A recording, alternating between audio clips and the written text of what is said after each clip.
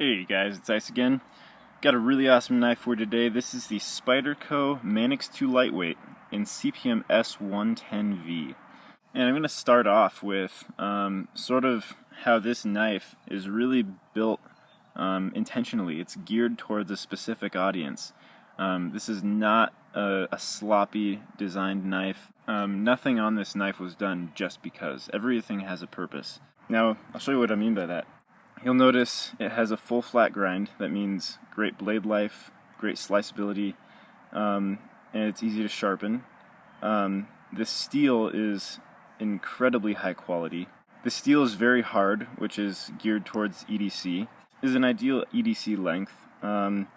It's very ergonomic, it's lightweight, it's carryable, and you'll notice that everything about this knife, every design decision they made was geared towards the everyday user. And I think this is an excellent knife. I think this is really a masterpiece of modern knife design, and I think it was both designed and executed very well. And I'll explain that throughout the course of this video. So now I'm going to get into it. I'll go over the blade first, as always. It's sort of the ideal EDC length. It's 3.37 inches, so it's comfortably below the 3.5 inch limit in many states, but it's not so far below it that you're sacrificing the reach for self-defense or food prep or things like that. It's still large enough to do that, but it's small enough that it's nice and easy to carry. Now, one really valuable thing about this blade is the geometry, the full flat grind. This is sort of the trademark of Spyderco's, the leaf-shaped blade and the full flat grind.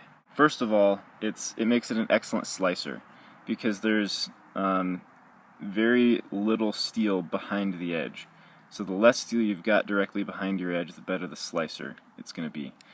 And full flat grinds are great for that. Hollow grinds tend to have very little steel directly behind the edge, but they get extremely thick up at the top, so they're bad for long cuts. Whereas full flat grinds are excellent for long cuts because of how little resistance they put against the material. Another great benefit of a full flat grind is it's lightweight. One of the main purposes or goals of this knife is to be lightweight.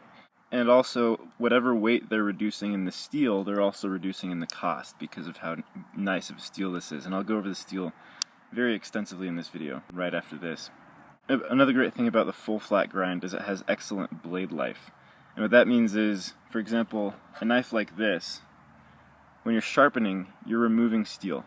And so, each time you sharpen, you're going a little bit farther back on the blade. And if you'll notice, it gets thicker and thicker very quickly on a hollow ground or on a flat ground, a normal flat ground blade. It gets very thick very quickly, meaning you don't have a whole lot of blade life. You can only sharpen this so many times before it gets so thick behind the edge that it's just not even feasible. You have to regrind it, and even then it still has weird geometry and balance. Whereas with this, if you sharpen the same distance back on the blade, it's still relatively thin behind the edge. So it has very good blade life in that you can sharpen this a whole lot of times and it's not going to become a bad cutter for a very long time. And that's really ideal in a high quality EDC because you don't want to buy a knife of this caliber and spend that much money on it and end up not being able to use it for very long. I think it was a great design move for them to use a grind that will last probably longer than the user will keep the knife, so that'll never be an issue. And lastly, a great thing about the full flat grind is that it's very easy to sharpen. And what I mean by that is if you ever go too far down on the angle, it's easy to reprofile because the shoulders are small. Whereas shoulders on some other grinds, like a convex, are very large and it becomes very difficult to reprofile. Now, it's not superior in every way. There are some downsides to a full flat grind. The biggest one being it weakens the blade laterally. So if you ever try to pry with this, you're going to have issues, and it could potentially break the blade. But of course, that's not, what a knife was meant to do, and that's definitely not what this specifically an EDC knife typically is meant to do. Now, regarding the edge itself, this came extremely sharp, and still is since it's brand new. The edge is very highly polished, and another thing about this edge, you can see how the light sort of dances across it. You can start to see how smooth the surface itself is, which just shows that whatever sharpening process Spyderco used for this edge, it is incredibly accurate in being able to keep the same angle as they increase their grit, which is very honorable. I think that's an incredible point of fit and finish and quality control. So huge props to Spyderco for that. Another thing to point out about this edge is that there is a little bit of edge asymmetry, and that's sort of to be expected on just about every knife, unless you're paying, for a custom or something, or a one-off, something like that. There's going to be some degree of edge asymmetry on just about every knife. For example, you'll notice up here, it's real thick right here. The bevel is really wide. Whereas over here, it's much narrower on this side. So there is a little bit of edge asymmetry, but again, that's to be expected. And I'd much rather have a slightly asymmetrical edge and have it be very sharp. And now I'm going to talk about the steel. This is probably the most important part of this review, is the steel, because this is really what this knife is centered around. The steel, as you can see labeled here on the Ricasso, is CPM S110V. S110V is, now I'm going to go through the history of the metallurgy, everything you need to know, practicality, uses, all that. S110V is a super steel that was developed in 2005, similar to sort of using S30V as its predecessor that it was improving on. So it has the same chromium content as S30V, so it is stainless, but it has far higher carbon and vanadium and niobium, and it's just a much higher performing steel and a much more technologically advanced steel. So I'll start out with the specs. S110V has 2.8% carbon. To give you some perspective, this budget steel 8CR13 MOV has 0.8% carbon. Even some modern super steels like M390 has 1.9% carbon. So just to give you some perspective, at 2.8% carbon, that is extremely high. If you go a whole lot, if you go much higher than that, it can no longer be steel. Typically, just about every metal that goes above 3% tends to turn into cast iron unless it's very, very carefully metallurgically designed. There are a few steels on the market that go above 3% carbon. So, just to give you some perspective, this is truly an extremely high carbon steel. And of course, carbon affects the hardness and edge retention primarily. It has 9% vanadium. And high vanadium steels are usually among the higher performing steels. Vanadium is a hard carbide former. Vanadium carbides are some of the hardest carbides out there. Vanadium refines the grain structure, and S110V has a very good grain structure, partially because of that. And lastly, it also improves the hardness. The next is chromium. This blade has 15.25% chromium. So that's pretty high. That's not the highest among super steels. This is M390. M390 has 20% chromium. So what that means is this blade is stainless, but it's not going to be hyper stainless. There's no nitrogen in it, so it's not, you know, getting on the level of N680 or anything like that. With that much carbon, a lot of that chromium is going to be taken up in chromium carbides. So this likely has just barely enough free chromium in the alloy to be stainless, but it is stainless. Chromium is a carbide former, albeit not as hard as vanadium. Forms large, complex carbides. I think at 15.25%, I think that may be one of the reasons why this blade, or why this steel is so high performing, is that they were able to pinpoint exactly where the chromium needs to be in order to be stainless, but not to weaken the alloy. And then it has 2.25, so 2.25% molybdenum. Molybdenum is also a carbide former, and the big reason why molybdenum is in this steel is that it improves machinability, and it reduces brittleness. It prevents brittleness. And that's extremely important in a steel that gets this hard. S110V can get up to 64 Rockwell, which is insanely hard. And so when it gets that hard, you really need to be proactive in preventing brittleness to ward off any microfracturing or large fracturing, chipping, things like that. You really need to be proactive in preventing brittleness, and they certainly were with 2.25% molybdenum. That's pretty high. And then the other thing is it improves machinability. This is very important. This is a huge part of this. Just the fact that it improved machinability, that means that it reduces the cost of knives made in this steel. The harder it is to machine a steel, the more it's going to cost.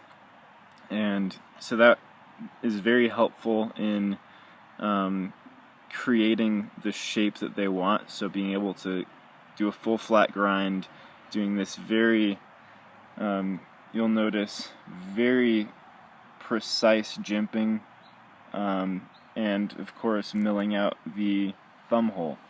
All of these are exponentially more difficult when the blade is harder to machine, of course. So the molybdenum both improves the steel and helps keep down the cost. Now the next is cobalt. This blade has a whole 2.5% cobalt.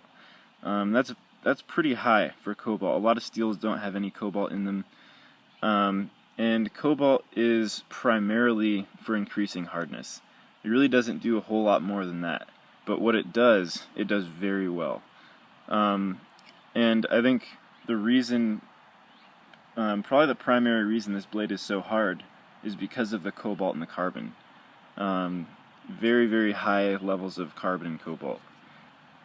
And basically cobalt, the way it does improve the hardness is it increases the steel's toughness at higher temperatures, which means you can go hotter before quenching, which means you can get harder steels. Now the last element in this steel, of course, besides iron, every steel is primarily iron. The last element that they added, last chemical addition, was niobium. This blade has 3% niobium, which is also very high.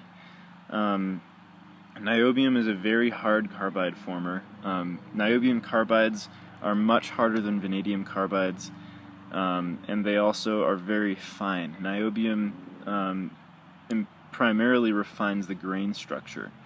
So that niobium is really what gives this blade such a great grain structure, and when it has a good grain structure, that means it can get sharper.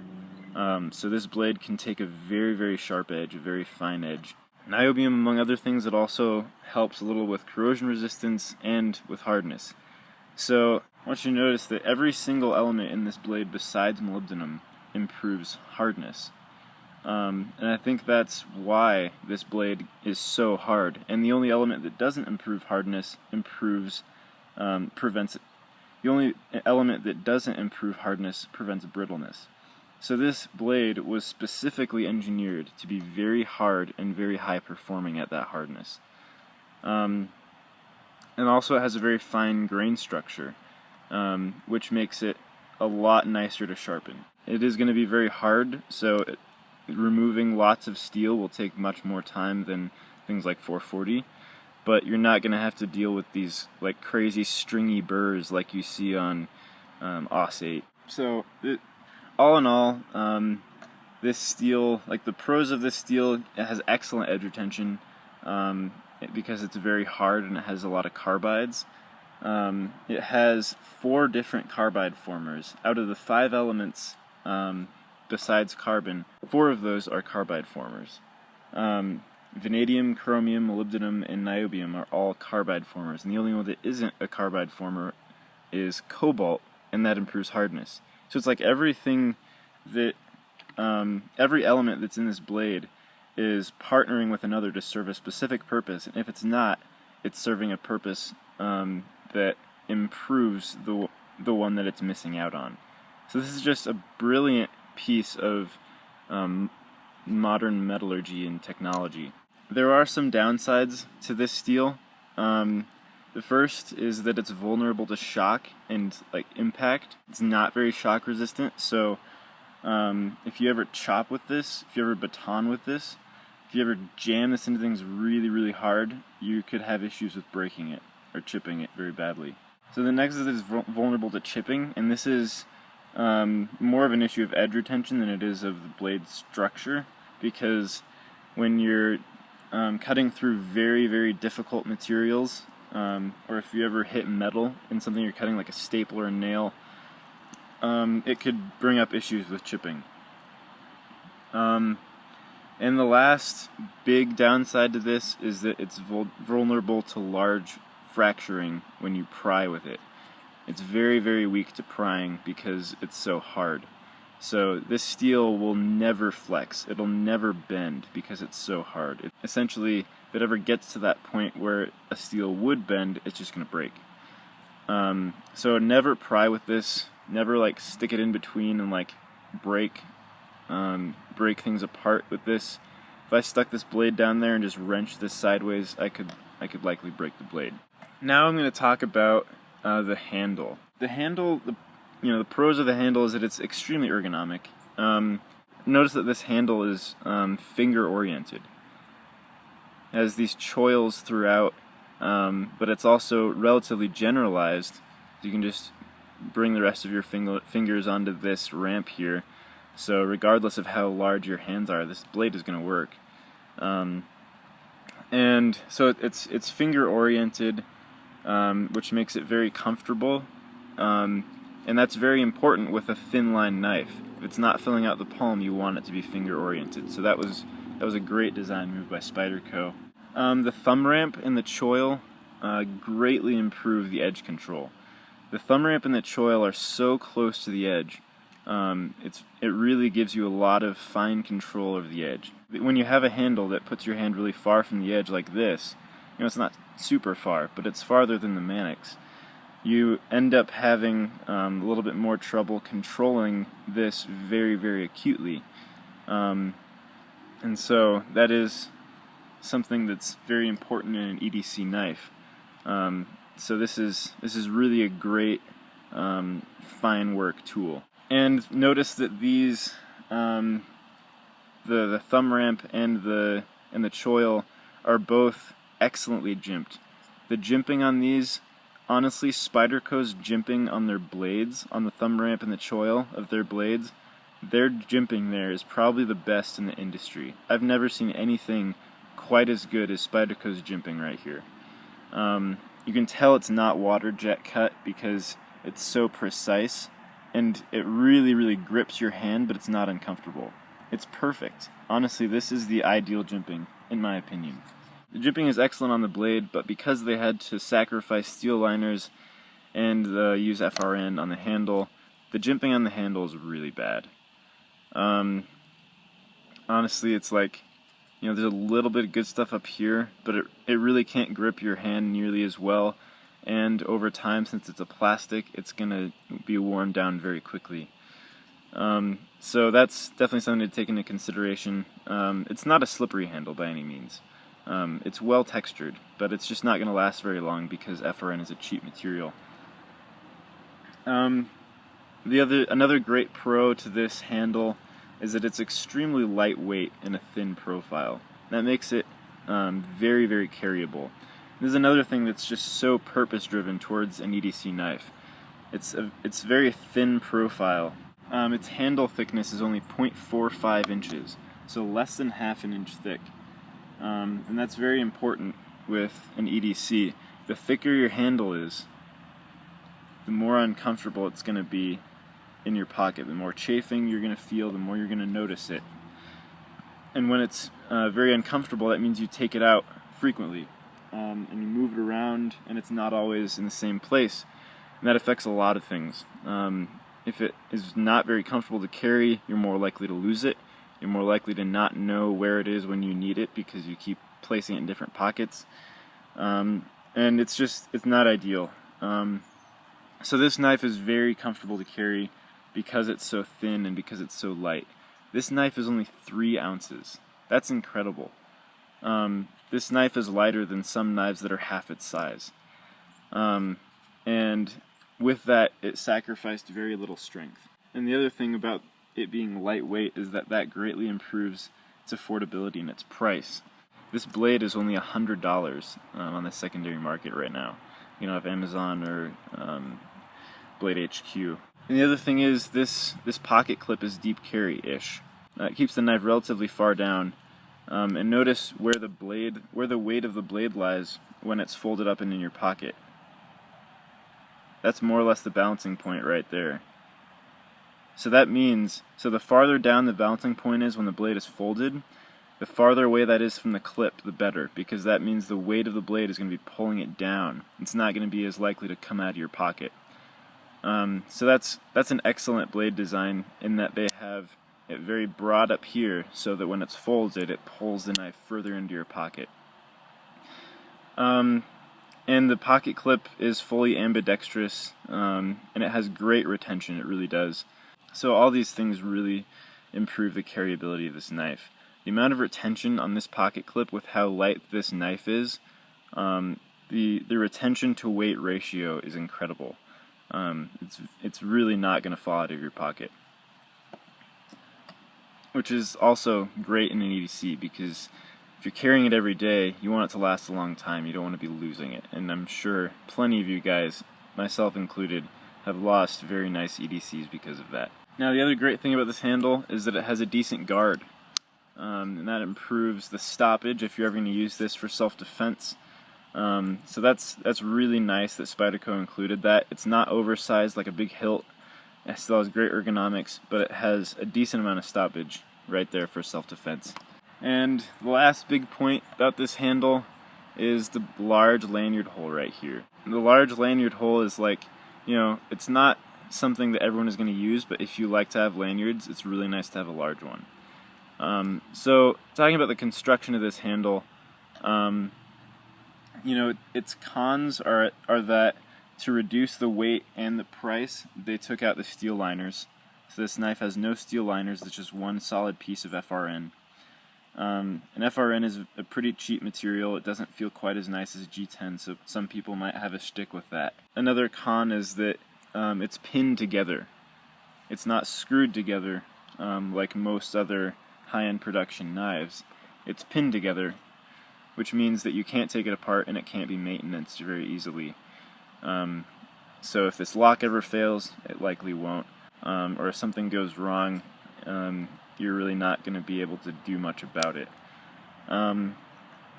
Another con to this is that the texturing is one directional.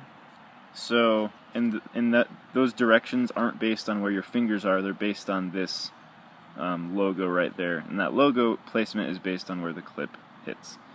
So it's sort of an arbitrary texturing in that they just made it grippy randomly rather than actually paying attention to where your fingers need the grip while you're gripping the knife. So it's grippy this way, but not this way. And that changes over here. It's grippy this way, but not that way. It just doesn't really make a whole lot of sense. But at least they do have some texturing on it. That both improves the, of course, how firmly the knife stays in your hand, and also reduces the weight. So the lack of the steel liners, honestly, it's not gonna sacrifice too much durability. This is a knife that you're not gonna want to pry with, because either the steel can break or the actual handle itself, where this is pinned together, could break because it's just a piece of plastic. Now I'm going to move on to the locking mechanism. The locking mechanism on this is the ball bearing lock, just like the normal Manix. And I love the ball bearing lock. It's a variation of Benchmade's Axis lock. The Axis lock was developed first, I believe around 15 years ago, by Benchmade. And it's really just a brilliant piece of engineering. And how it works, it's a little bit easier to show you on an Axis lock. It's the same concept. How it works is essentially this lever, or this pin or bar here, that basically falls onto this ledge on the tang.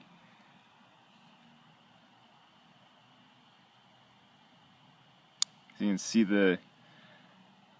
see the bar move over that ledge on the tang there. And so it's a very, very strong lock, it's a very accurate lock, and it's very safe to operate in that you don't have to put your fingers in the path of the blade in order to disengage it. That is very, very important in the safety of a locking mechanism. And the other thing is it's very strong, because basically the Spyderco's version of the Axis lock that they came up with after Benchmade was, since Benchmade had a patent on their Axis lock, Spyderco came up with a ball bearing lock. And basically they have a solid cage up here, and the same sort of platform, the same little ledge on the tang, but instead of a bar going in, it's basically a ball with a coil spring, whereas the Axis lock uses an omega spring. So the coil spring, you know, both springs have their benefits. This has its benefits in that it's easier to operate. This is very stiff. Easier to operate on an Axis lock, and it's also, it has two springs, so if one breaks, you're still good, as one in each side. Whereas with this, there's only one spring, however, it's much less likely to break. So of course, the pros are it's extremely strong, because you can harden a ball bearing to ridiculously high hardnesses, because it doesn't need, it doesn't need tensile strength if it's a ball bearing, it's a sphere. So it's extremely strong. It's just based on the compression of the ball bearing between the tang and the cage here. And it's also safe to operate. It's easy to open and close one-handed. It has a very good detent. Retention of the blade is really not going to come out. This blade is really firmly in there. This is probably one of the best detents of any knife from Spyderco that I've seen, because it has such a light blade and such a light handle. That lock just has so much more power over it. So it's a great detent, so that means it's going to be very, very safe in the pocket. It's not going to come open when you don't want it to. And that has happened to me once. Believe me, you don't want that to happen. Another thing is it's very solid. It's a very solid lockup. It's authoritative. It's very finely tuned. This blade has probably the best lockup of any Spyderco or Benchmade I've seen. It's truly zero play in any direction. With just about any blade, you can force a little bit of play out of it, but this is just very solid, which is surprising considering there's no steel liners. It's very well done. Some of the cons of this locking mechanism, there are cons, are that it's stiff. It's a very stiff lock. For how light the blade is, it sort of just overpowers it, and it can be very difficult to close, especially when your hands are sweaty, or when they're gloved, or when it's very cold and you can't get a good grip on that. It's very difficult to close this blade because of how stiff that spring is. So the lock is kind of too strong for how light the blade is. It's like you can still close it one hand, but it just sort of manhandles the blade. You know, the locking mechanism is just very, very strong for such a light knife. It's really kind of unbalanced. So I would have liked to see a little bit easier of a spring on this. And I know that's not really something that Spyderco has any variation in, so I think it might be good for them to make some lighter springs for their ball bearing locks. So that's really the only downside of it. I mean, you can still close it with one finger, but it's a lot easier to do on an axis lock. So overall, I love this lock. I think it is a wonderful variation of the axis lock. I think, in my opinion, the axis lock is the ideal lock in terms of what you're looking for in a locking mechanism, and that you want it to be safe, strong, reliable, accurate, solid. The axis lock is easy to operate. The axis lock is really, I think, where it's at. But that being said, Spyderco's ball bearing lock has some differences that are very nice in certain applications. Sometimes it's just really nice to have a lock that's just that much stronger and just clicks back a lot harder. So that makes it feel a lot nicer in the hand. It makes it feel a little bit higher quality, having a stronger spring. Another great benefit of the ball bearing lock being so much stronger is that it's much less likely to disengage while using it, even though both the axis lock and the ball bearing lock have the mechanism far out of the way of your hand while you're using it. You're not going to be engaging it while it's being gripped. It's still kind of nice to have that extra degree of safety in that it's so stiff, there's just no way you're going to accidentally disengage that with your hand, whereas there actually is a chance of that with an axis lock. So overall, huge props to Spyderco for this knife. Honestly, I think this knife is an absolute masterpiece of an EDC. It has a world-class steel, it's stainless, it's a great slicer with a full flat grind, it has excellent blade life, fantastic carryability, lightweight, slim profile, great retention on the clip. It's fully ambidextrous, thumb hole, ambidextrous lock, ambidextrous clip, fully ambidextrous. So great for lefties. It's excellent in the ergonomics department. This is incredible how finger oriented this is and how close it gets to the edge without sacrificing any safety. And it's incredibly lightweight at only 3 ounces. It's like, bang for ounce. I don't think there's really any other knife out there on the production market that can beat it at the moment. Honestly, the best part about this knife is the price. At $100 for S110V in an EDC size with a ball bearing lock, it's like, how do you get any better than that for $100? I've seen $300 knives that can't offer something of that caliber.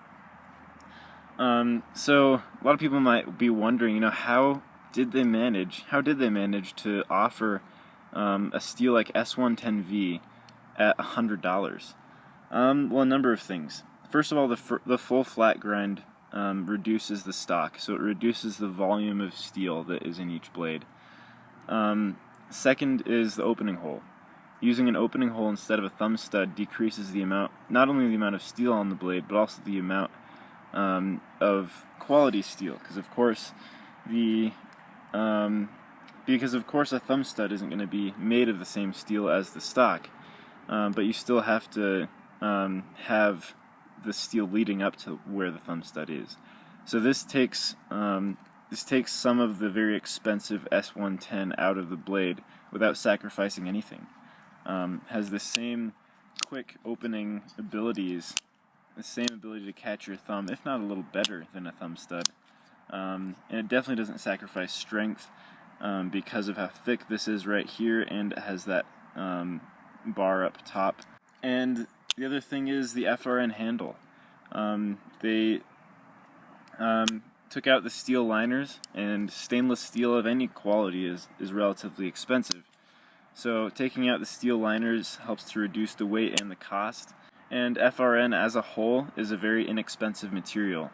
It's less expensive than G10 and of course carbon fiber and titanium and things like that. FRN is very inexpensive, and the way that they gripped this, the way that they machined it, makes it feel closer to G10 than to FRN. So I think that was a really good move of them to try to mitigate the effects of FRN feeling kind of cheap. And the last is that they used a ball lock. The ball bearing lock, it's a really nice lock on one hand, but also it uses less steel. So a liner lock still requires a full liner. That's a lot of steel. Frame lock, same thing, except more because you have the frame.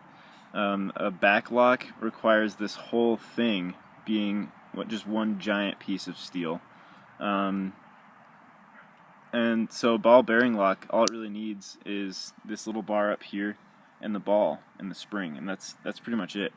So it just needs the cage, the ball, and the spring, and it's all in such close proximity to the pivot that it really uses very little steel for a locking mechanism. So that's how they were able to offer this knife at such a low price. Full flat grind and opening hole to reduce the stock of S110 FRN handle, and reducing taking out the steel liners and using a ball lock. They're able to give us an EDC blade, very well designed, in S110V for $100. That's incredible. So lastly, kind of who this knife is for. As I said in the beginning of the video, and as I've fully explained now, this knife is geared towards EDC. This is excellent for people who are looking for a lightweight, carryable, tough, everyday carry knife that will hold an edge like nobody's business. So it's great for EDC, it's great for utility, everyday utility, and for you know, kind of last-minute self-defense. I wouldn't call it a tactical knife in itself, but it can be used for self-defense if you ever need that, because of this stoppage here, and because it's tip up, it's fast opening, it locks hard, and it has a centered point. It's good for puncturing. So this would make a good self-defense knife in a pinch if you need it. Things this knife is not for: if you're looking for something to beat on, like anything for heavy survival, bushcraft, camping, or any unconventional utility.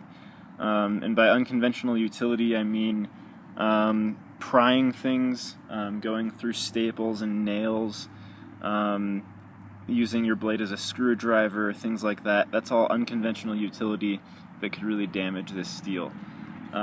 So if you're looking for a knife to use to cut as an EDC, not to pry, not to bang, not to hammer or screw drive, but if you're looking for a knife to cut as an EDC, I really don't think you can get better than this. And for heavy survival and bushcraft and camping, I really wouldn't recommend it. Of course, never baton with a folder, but if you did, this would be very vulnerable to breakage. And you really can't chop with this because it's not built for shock resistance. So don't be stupid. Don't take this out in the woods and, you know, haul on it like a SE or something like that. This is meant to be a you know, wicked sharp slicer of an everyday carry knife that can hold an edge until kingdom come. So use it for what it was designed for. For light camping stuff, like very fine bushcraft, feather sticks, kindling, things like that, I think this knife would do very well. Possibly even skinning, because skinning requires something with very good wear resistance and a lot of carbide, so this would probably do very well for that as well. Yeah, so if you're looking for an everyday carry knife that's lightweight, sharp, safe, strong, and has a world-class, excellent stainless super steel, honestly, the Manix in S110V is really where it's at. That's my review. I think this knife is a true masterpiece of modern everyday carry for a fantastic price. This is one of the best production knives, bang for buck, on the market today. Thanks for listening, guys. This has been Ice. Please comment, rate, and subscribe.